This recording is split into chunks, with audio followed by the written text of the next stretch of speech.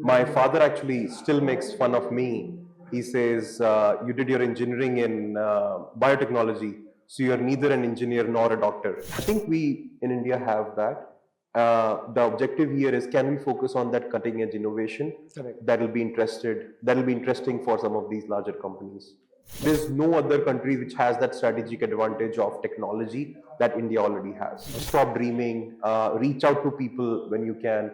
If you don't hear back once, that's fine, like reach out again, but don't stop dreaming.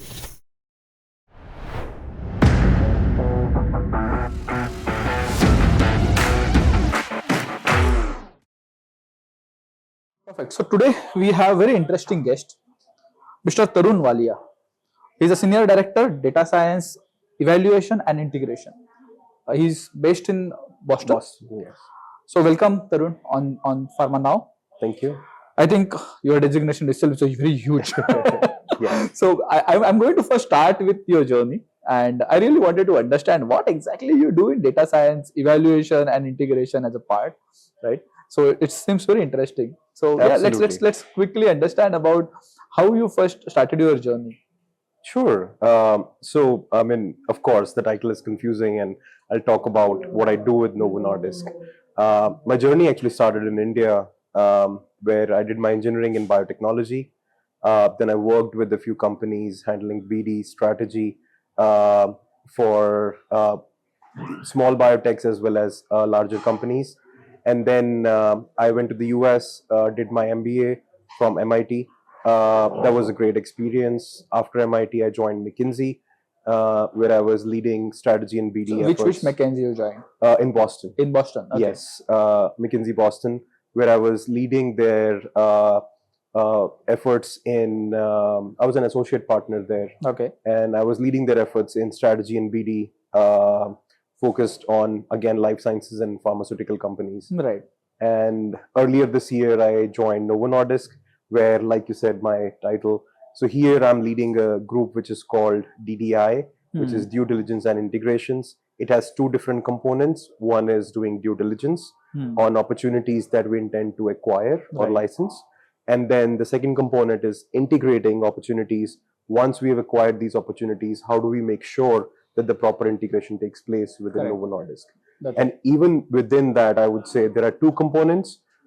The opportunities that we evaluate can be molecular, or like small molecules, large molecules, or any other modalities, or they can be digital opportunities. And digital opportunities can be data tools, digital tools, or digital biomarkers. Right. So there are many ways and that we evaluate opportunities and then help integrate within Novo Nordisk. Okay. So I will come back to your role and we'll deep dive into it. But before that, let me go back to your biotech engineering days.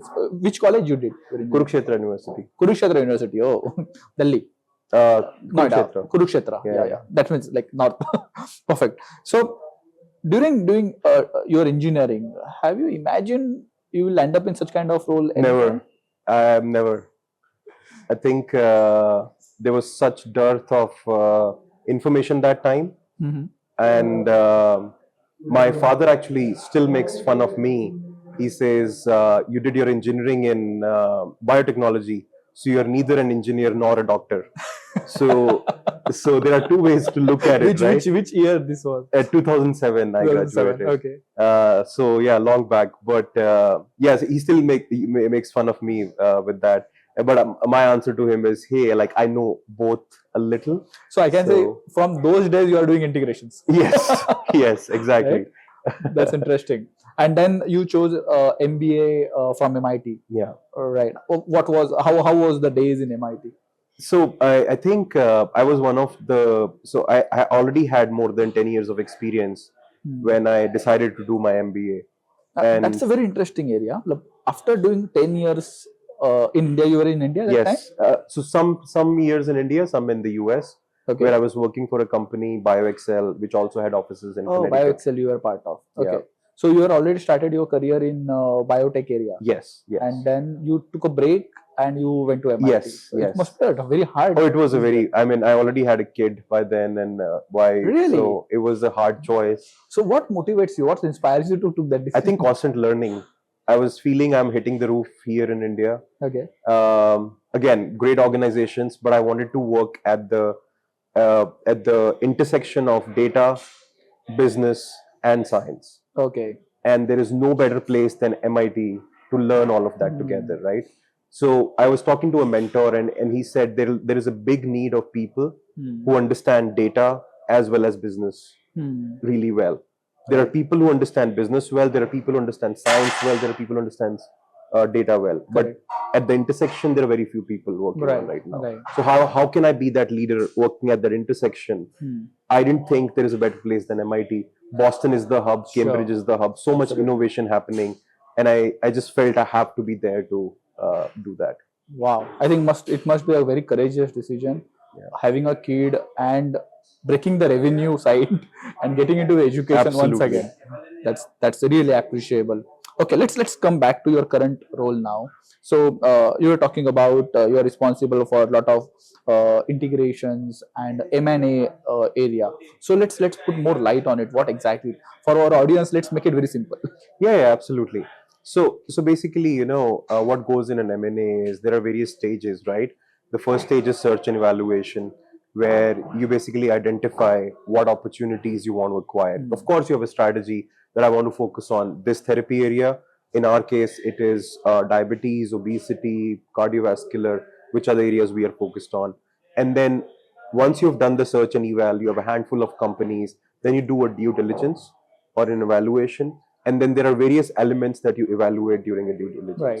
You focus on the clinical trials, you use biostatistics, you use your pharmacometric tools, you look at the real world data, you use AI technology. So there are various ways you evaluate the data and the companies that are in front of you and say, yes, this company fits with our portfolio well, and we think that we should go ahead and acquire it.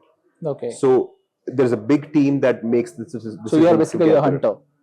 So no, I wouldn't say that. I'm more of like a due diligence person who's like Okay. doing the due diligence, and then once we have done the due diligence, then of course the deal team takes it forward, Right. and they close the deal, and then we do the integrations. Right.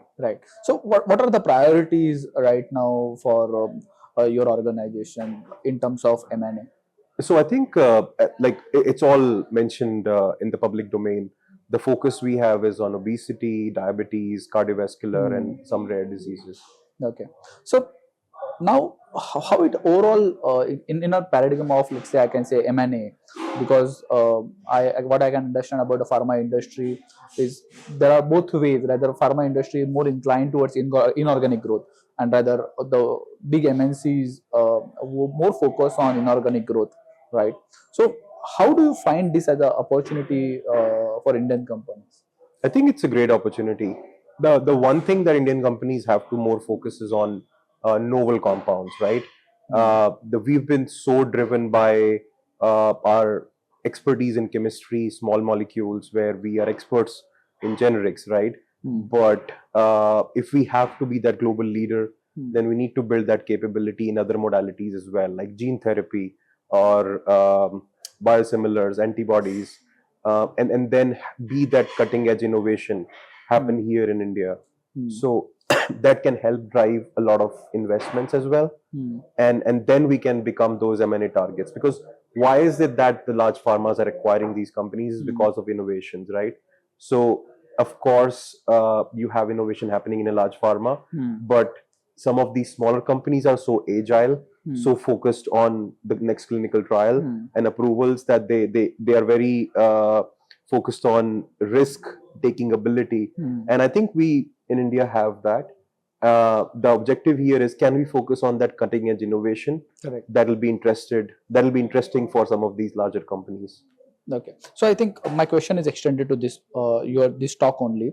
So there are so many companies in India, rather so many entrepreneurs. They have a vision to build a company to particular level, and then of course to get into M&A kind of area and sell this company to any of the MNC. So what would be your message to this kind of company? What all areas they should majorly focus on to make their company more attractive for M&A? I think using AI ML to identify newer compounds, newer Okay. small molecules. There are so many technologies coming in. AlphaFold is a good example. where you can understand, how the molecules bind with different targets in the body. Yeah. So the cost to identify targets is reducing. Yeah. So if India can, like, if the companies here in India, if I were to do a startup, I would say, how can we leverage technology to identify molecules Right. which can then be tested in humans, right? Right. And that reduces the time to market, second, the cost to market. Correct. And there is no other country which has that strategic advantage of technology that India already has. Right, right. Fantastic. Tarun, I think the last question. You are an Indian boy, yeah, and moved to US and now achieved a lot of stuff there, right? So there are a lot of youngsters who wants to get to that level, right? So what would be your message? How they should look at these as opportunity? I think one thing I would say is don't stop dreaming. One thing I wanted to quote was, like, when I was studying, you talked about engineering. I couldn't even communicate really well because I come from a small town. Yeah, But how can you convert your weakness into your strength? And then finding those mentors yeah. constantly. Like when I was at MIT, I reached out to one of the fathers of molecular biology. His name is Dr. Harvey Lodish. He's Okay. teaching at MIT for the last 56 years. And he was looking for a teaching assistant. I fortunately got that role. Wow. And I asked him this question, like, it was such a pleasure to be in his presence, right? Like, his students have won Nobel Prizes.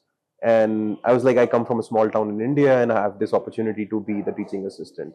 And one thing he said was that, Tarun, for people like us, we want to give back to the young generation, and we are looking for people who have energy like you to give it back to. So now I'm in that phase where I am also learning, but I am also in the phase where I can mentor the young individuals. So if there are people who have that energy, then absolutely they can come up. So don't stop dreaming. Reach out to people when you can. If you don't hear back once, that's fine. Like, reach out again, but don't stop dreaming. Wow, Tarun, I think this was a really amazing message, and I'm sure this will help a lot of people here. Wonderful. I think this was a very short discussion, but really amazing one. I really love this. Thank you. Yeah, thanks for coming on Pharma now, and thanks for having Absolutely. me chatting. Thank you. My pleasure. Thanks so much.